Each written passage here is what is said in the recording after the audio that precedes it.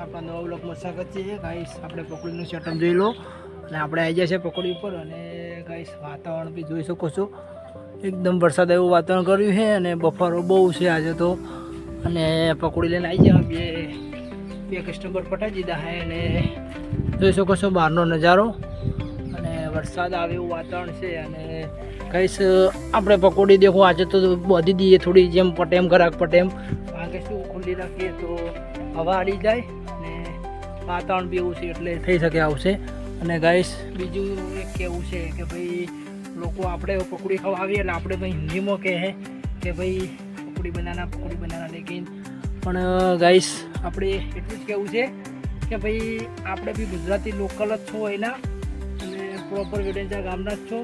એવું ના હોય કે ભાઈ બધો ધંધો પકોડીનો યુપી બિહારવાળા જ કરતા હોય, આપણે લોકલ બી કરતા હોય છે। અને હું પોતે ગુજરાતી જ છું અને એના લોકલ જ છું।